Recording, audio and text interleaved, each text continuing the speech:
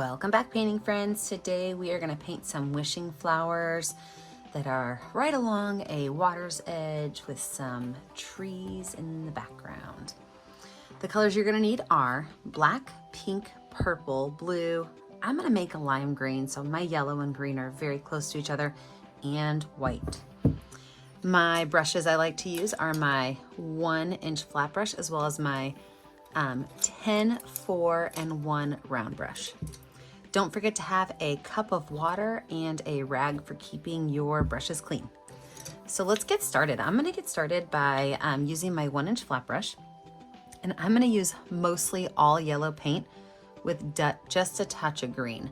I really want a really bright green color. And I'm going to make a line just a little bit below the center of my 11 by 14 canvas. And from here, I'm just going to kind of brush that lime green color up.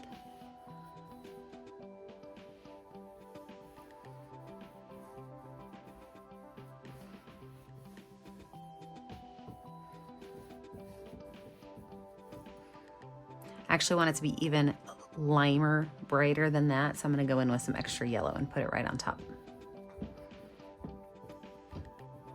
That's the color I'm looking for right there. I could take that brush, I can wipe it off and wash it off. And then I'm going to go in with a light blue. Now all I have is a dark blue, so I'm all about mixing the colors.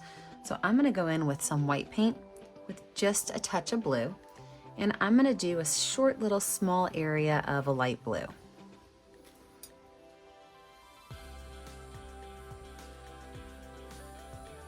I can run right between these two colors right here to kind of gently mix them.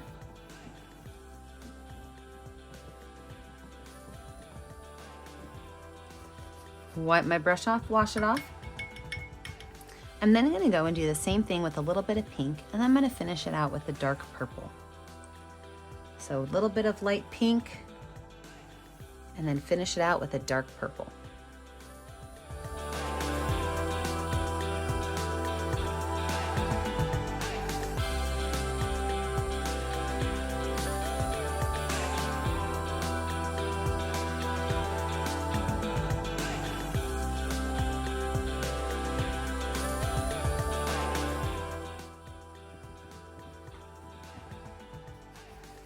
So what I'm going and doing now is I'm adding a little bit of white and a little bit of pink on here. I'm going to pull those colors up into my purple just to let them kind of blend and play nicely together. That way there's not this big, huge break between my pink into my purple.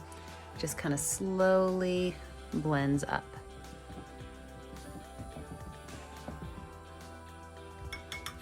Perfect. My sky is finished. Better get that little pink spot out of there. Let's move on to the water that's in the ground area. So my water is going to be super reflective of my sky. So I'm pretty much going to copycat that.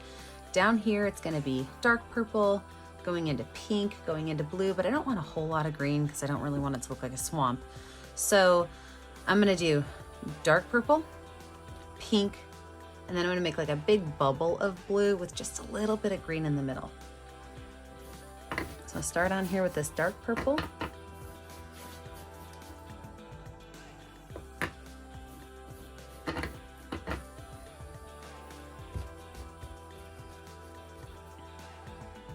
Going into that pink. Adding some of that white to my pink to kind of blend it into that purple.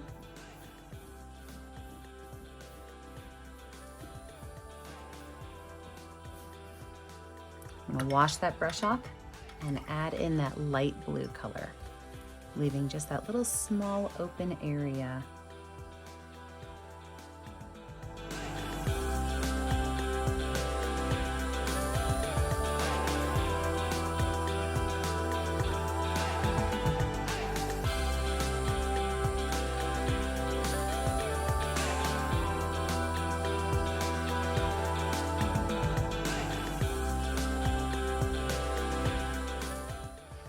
And that light green area right in through here. And I can kind of take this light green and kind of brush it into my blue so that it doesn't look too overpowering.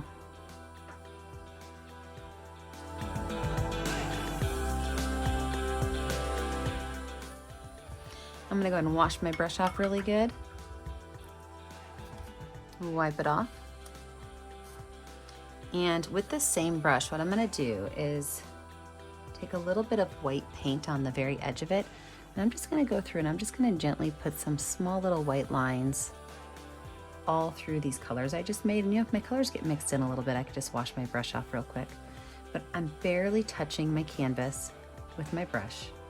I've got all my bristles laid down pretty flat, and I'm just kind of going across and kind of dabbing my brush on the canvas, almost not touching it, because I want it to give it that effect of water, where you can see just a little bit of highlight and just a little bit of movement. Doesn't have to be too aggressive.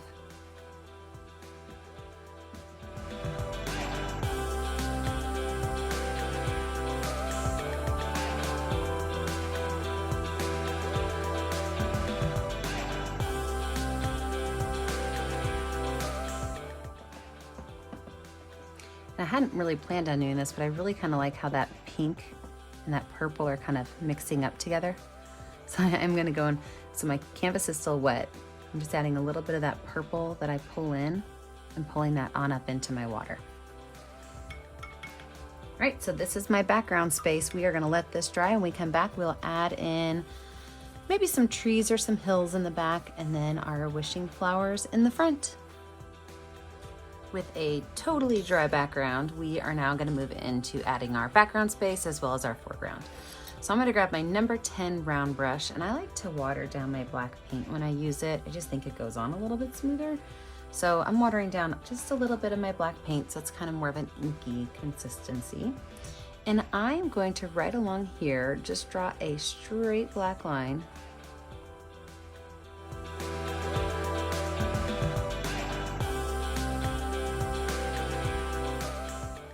And that just separates my sky and my ground. That's my horizon line. Now from there, I'm just gonna very gently start to take a couple of small little lines and make some hills in the background. And as I come up here towards the right, my hills are going to get taller.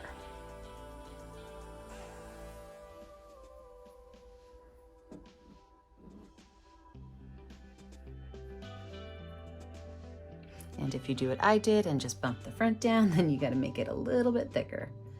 That's the best thing about painting, is you can't really mess it up if you just keep adding to it. Sometimes just add a couple things and you can cover up any mistakes you make. The only way to mess up in painting is to quit painting. There we go, perfect, love that. Now, I don't want it to be super, super, super dark. So I'm gonna take a little bit of white paint, and I'm just gonna add in a couple of curved lines right here. They're gonna be going in towards the center, so coming in from this way and that way. Once those are in there, I could just wipe my brush off and take that brush and just kind of dab those lines in. I don't really want them to be white lines, but I also don't want them to be, super straight either. So I'm just kind of going in and dabbing those in, kind of blending them in just a little bit. If you think you over blended, just add a little bit more.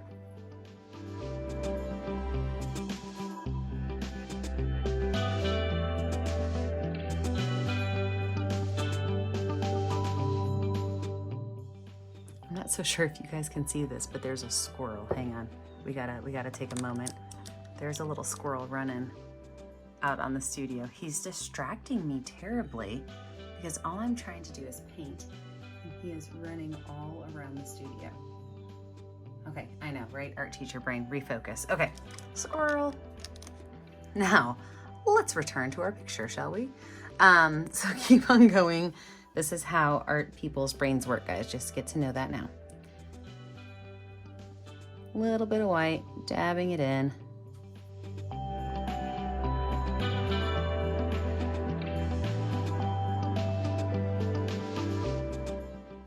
Okay, now that we have that in there, I'm only gonna add in a couple of trees.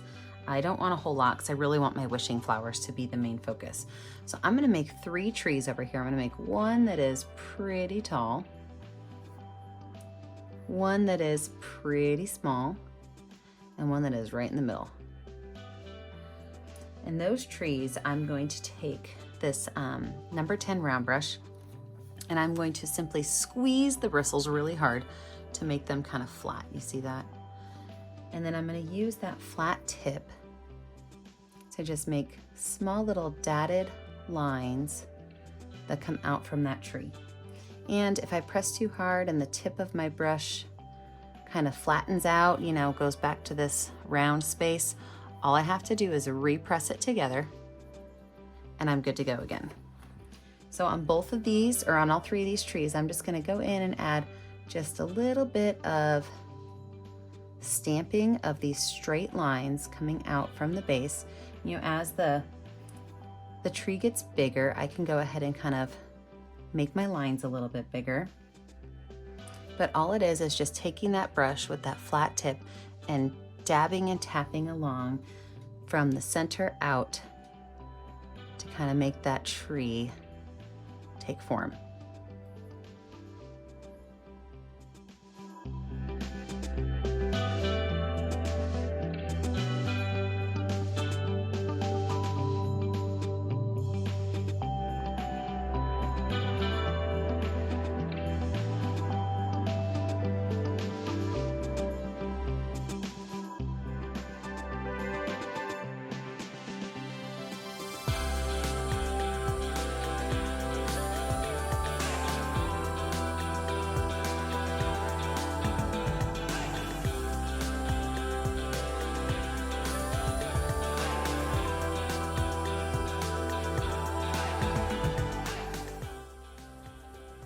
Wash that brush off and wipe it off, and I've noticed that I actually got some black down in there.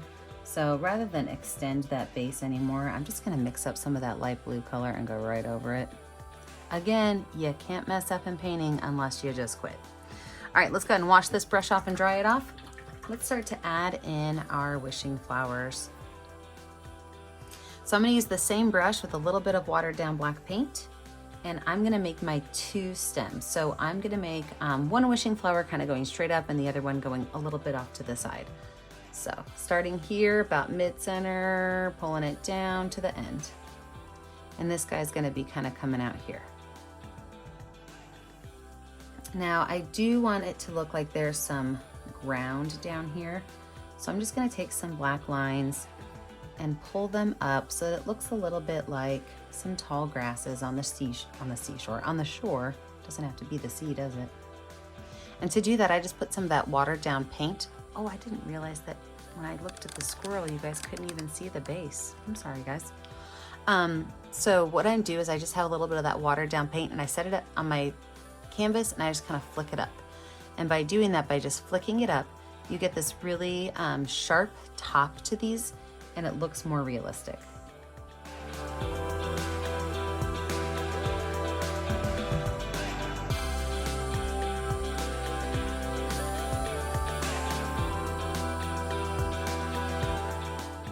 All right, let's talk about our flowers now. So you have a choice, and I want you to really think about this, how you're gonna make your straight lines.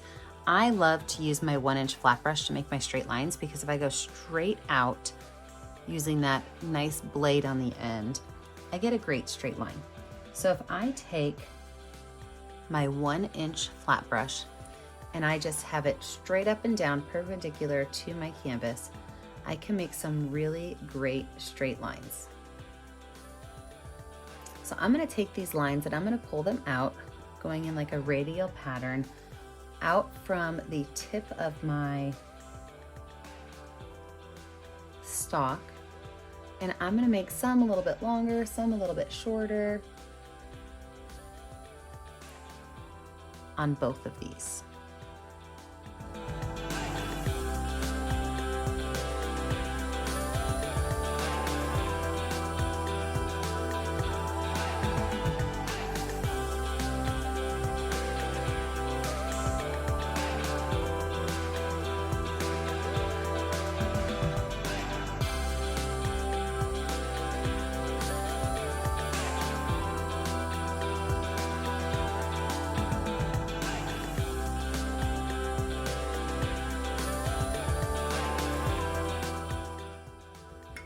Now that I have all of these on here, I'm gonna go and switch to a small round brush. I'm gonna use my number 4 round brush.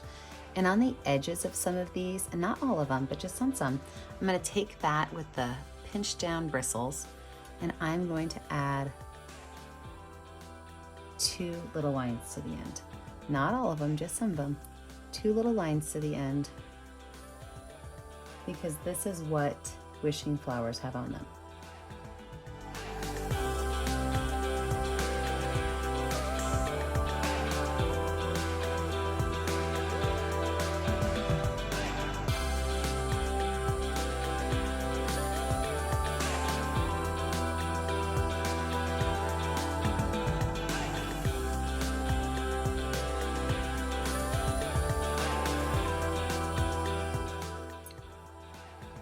Perfect.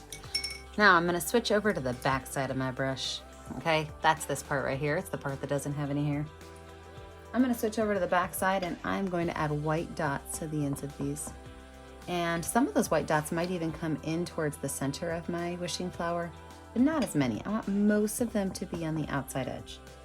While I'm doing that, I can also add a couple of them up to my sky. Sometimes I like to cover my sky in stars. Other times I like to group my stars together. I think today is going to be a grouping my stars together kind of day. So I might do like a spot of stars there and a spot of stars here, but I don't have to have my stars all throughout my sky. I can kind of group them together. I'm going to put myself in speed motion because this is a lot of polka dots to add.